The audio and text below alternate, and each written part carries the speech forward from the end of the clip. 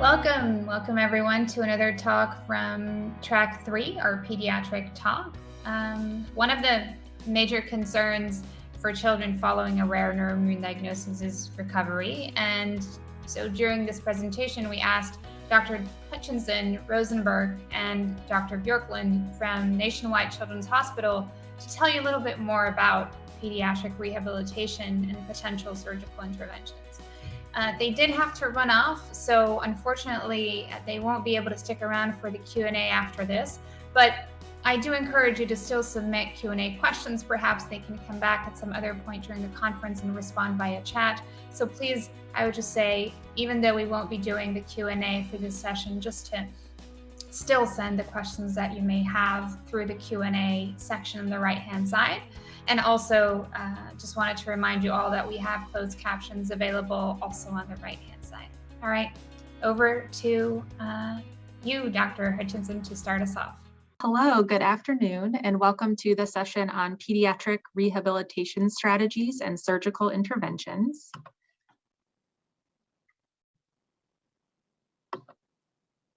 My name is Melissa Hutchinson, and I'm a pediatric neurologist at Nationwide Children's Hospital in Columbus, Ohio, and I run the neuroimmunology program there. And so I just wanted to take a minute to introduce our neuroimmunology program and the personnel that we work with in clinic, both in clinic and within the hospital setting. And so myself and then Dr. Seti Magana are neurologists. Dr. Kyla Dreist is a rheumatologist. Dr. Kara Harvey is a psychologist. Dr. Camille Wilson, a neuropsychologist, and Dr. Alana Lever, a psychologist. And then we have our excellent pharmacist, Jim Herbst. And we really take care of all children with neuroimmunologic diseases. Some of the diseases that we treat include autoimmune encephalitis, and then of course the demyelinating CNS diseases, including ADEM, optic neuritis, multiple sclerosis, neuromyelitis optica spectrum diseases, and anti-MOG related diseases, in addition to neuroinfectious diseases such as acute flaccid myelitis. And we really take care of children on the entire continuum, from initial presentation and diagnosis of their inflammatory disease to their inpatient treatment and rehabilitation program and to their outpatient care and rehabilitation program. And we do that along with our rehabilitation team. And so I'd like to actually introduce Dr. Nathan Rosenberg now to take you through some of the pediatric rehabilitation strategies.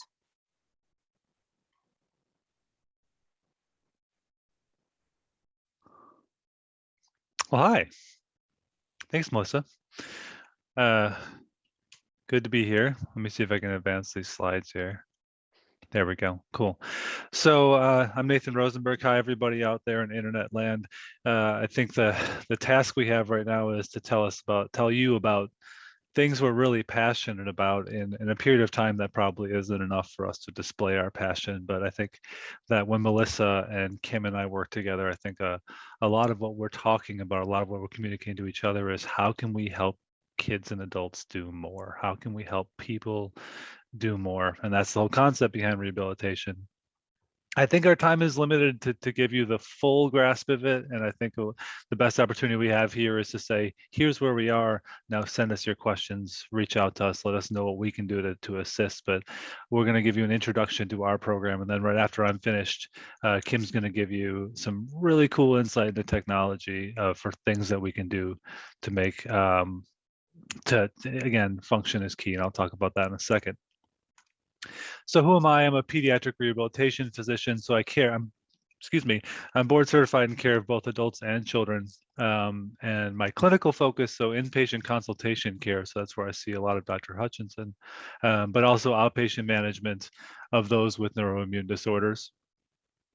And then we also have an inpatient rehabilitation unit here, and that is a 12-bed unit. And we have the availability of ventilator care, which I think is really important because we have a lot of folks whose function can be really improved, but they aren't yet necessarily breathing as well on their own. So if we look nationally at inpatient rehabilitation units, some of them will do ventilator support, some won't. We as a department many years ago decided that the right way to do that would be to focus on that, put our efforts into it. My job is to focus on function. So people say, what do you do for a living? And it's like, oh, it's hard to say. But the whole thing is that I'm not here to necessarily eradicate disease. It's more so, you're here, let's get this better. So what we often say is, share with us what you have and we will build on that. So we see what we see, let's make what we see bigger. So in terms of talking broad strokes, what do we do? Early after diagnosis. So if you're watching a recording of this video and you're still way early and you happen to catch up on this and you're still in the hospital, this is where that conversation of inpatient rehabilitation comes in. So by US mandates, 3 hours of therapy per day, 5 days a week. I think a lot of institutions will get that number a lot higher in terms of hours of therapy per week, but that's the minimum it would be, is 3 hours a day, 5 days a week. Looking at improving function, so physical therapy, occupational therapy, speech therapy. And again, bigger institutions, those more outcome-focused institutions are going to add a lot more to that day, including therapeutic recreation, music therapy, things that reestablish identity when identity is changed. So something that we also do more on the outpatient side, but also on the inpatient side, is comprehensive spinal cord care. So if there is a spinal cord thing going on, we do it. We're specialists in spinal cords. So transverse myelitis, the NMO spectrum, but also anything that you come to us with your spinal cord, we say, okay, this is what we do. There's a list of all the things we covered. There it is on the PowerPoint. I don't need to read them all off to you because that's just the beginning of it. And really, it's this broad spectrum of what's changing your life, what's changing your function, and how do we get you to things that bring you joy.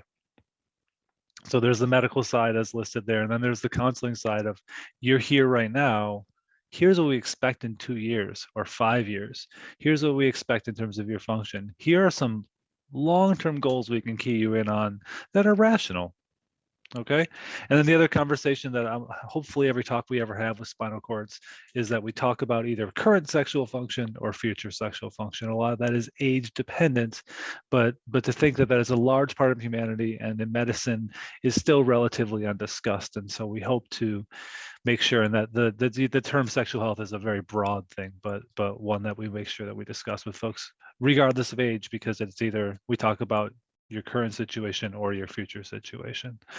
Another thing we do is bracing. I threw a bunch of abbreviations out there, and those are a bunch of abbreviations for braces that start at the ankle and go up to the knees or the hips or the thorax, in the trunk, and picking the right one for the right time and getting creative with them. And so we tend to like to geek out about braces to say, how can we use a brace to enhance you or your child's function? We also think about hand bracing and wrist bracing and forearm bracing, again for function, but also for range of motion maintenances. For folks that are challenging with communication, sometimes getting the speech out is hard. We have devices for that communication. And then at least in our department, I think a lot of rehabilitation departments, we say seating is an art. So sitting, if you're going to spend a lot of time sitting during the day, and maybe your chair has wheels, that should be an art that you're sitting in, and that experience should be as positive as possible. And so we have gurus in our department that are a lot of their time just focused on maximizing how well that works. So that's what I'm covering today. Hopefully we can answer your questions as we get a chance to interact with you folks more and figure out where you're coming from and what we can do for you. I'm going to pass the mic on to Kim. Thank you so much for the opportunity to speak with you all today. My name is Dr. Kim Bjorklund, and I'm a pediatric plastic and nerve surgeon at Nationwide Children's Hospital, and incredibly excited to be part of the multidisciplinary team that's here today with Dr. Hutchinson and Dr. Rosenberg. And I just want to build on what my two colleagues have already talked about today with an amazing team that we have here to be able to not only provide children with rare diseases, with inpatient hospital care and rehab, as well as outpatient therapies and rehab. But my role here is to talk to you a little bit today about what we can do to restore function in children by using surgery. And so a huge thank you to Dr. Amy Moore, who really is a pioneer of pediatric nerve surgery, particularly for children with acute flaccid myelitis. And as you'll hear a little bit more in our talk today, you know, it's just really been incredible to be able to have her here and grow our program and what we can offer children from a surgical standpoint. So also a huge thank you to all the patients and families who have allowed us to use their children's photos and videos today. So to talk a little bit about surgery to restore function for children with rare nerve conditions, what are the main options that we use for them? These two are really nerve decompressions and nerve transfers. And in this talk, we'll go into a little bit more detail, particularly about the nerve transfers, but just a little bit of an overview about what they both are. So nerve decompressions. This is the idea that whenever you've got any sort of trauma in the body around a nerve, that there's fixed points where nerves can have a lot of pain and swelling and scar tissue. And we see this happen in a lot of different conditions, whether it's trauma, whether it's an illness like acute flaccid myelitis. And basically what happens is that the nerves can't work as well. They don't transmit those signals to be able to have motor or movement function, and also to be able to have feeling. And so sometimes kids will talk about having numbness and tingling. And this can be because there's a lot of pressure on the nerve. And what we found is that by surgically decompressing the nerve or releasing scar tissue or tissue around it, we can actually help children regain more function and significantly improve their pain by doing this. Also, we'll talk a little bit about nerve transfers. And this is the idea that we can move a nerve around. A nerve that has extra function, we can move that nerve to a nerve that's not working, and to be able to help a muscle that wasn't working to move again. So where do we use this? We have in the past gotten a lot of our history from nerve transfers from brachial plexus patients and trauma patients in the upper extremity. We've also been able to translate this to the lower extremity and use it in conditions like spinal cord injuries and acute flaccid myelitis. So what's the timing of it? When do we want to do surgery for a child that may have a rare nerve condition?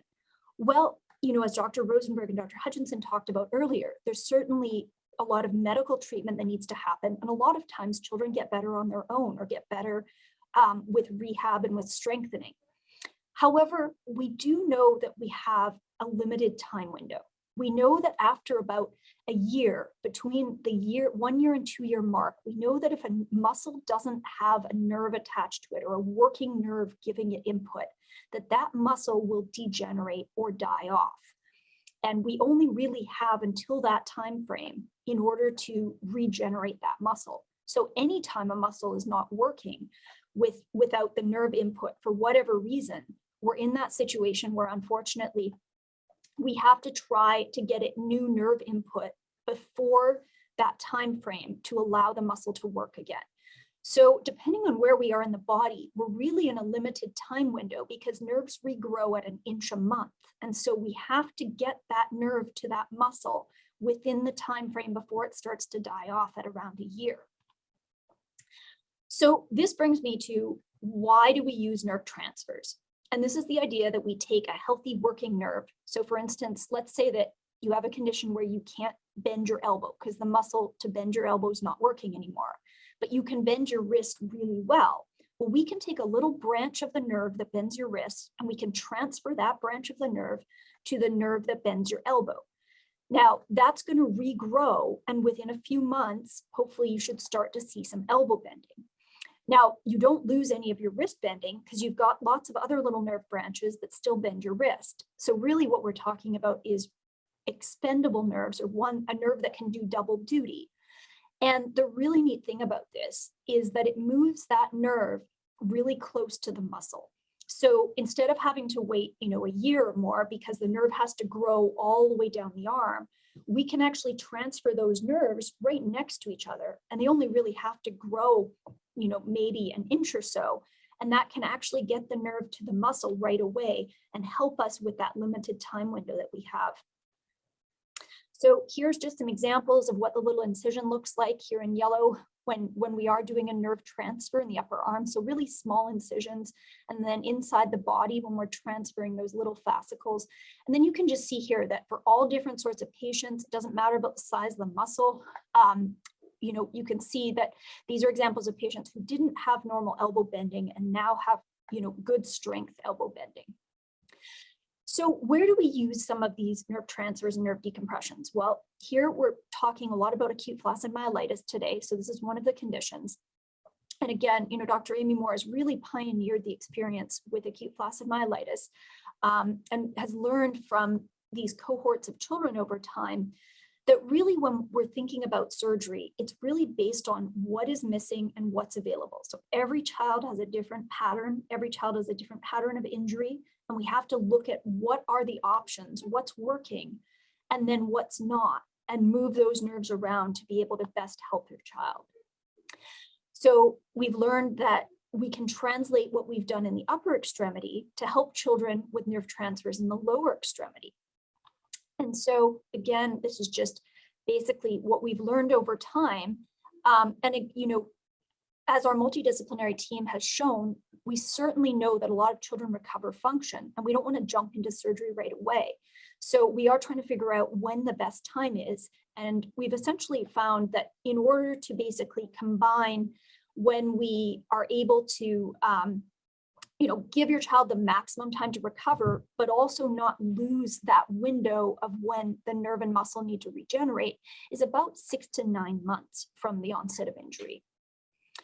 And again, we've looked at, I talked about one of the other surgeries we do is the decompression or releasing pressure on the nerves. And we found that, in the lower extremity, this has been really, really helpful for both function and pain.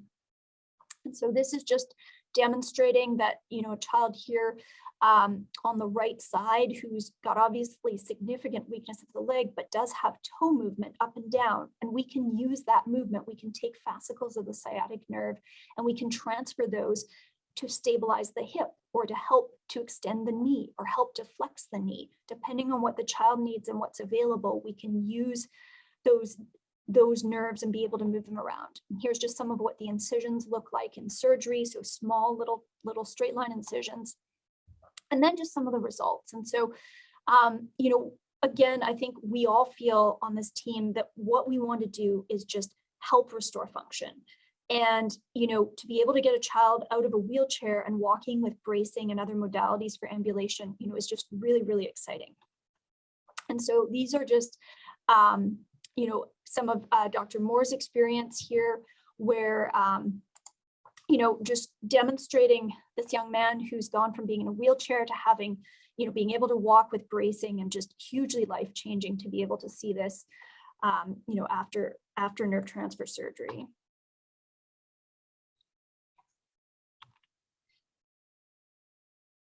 And so again, here, just more examples of after surgery, undergoing, nerve transfers, nerve decompressions, just being able to get significantly better function. And again, just any function that we can help restore is what we're all here to do.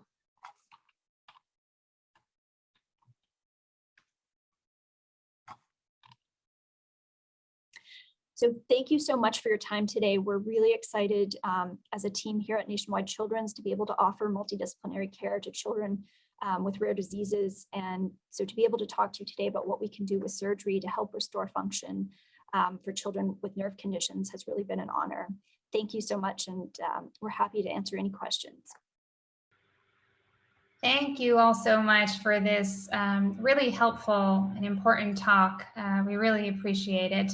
As mentioned, we won't be taking Q&As for this particular session, but we do invite you to move to the next session from track 3 that will take place at 2:40. So it's almost time, I believe, at 2:40 p.m. Eastern time. If you head back to the sessions area, you will be able to see it. It is a talk about transitioning from pediatric to adult care. It's a conversation by Dr. Sadowski from Kennedy Krieger Institute and Cody Unser from the Cody Unser First Step Foundation. See you there.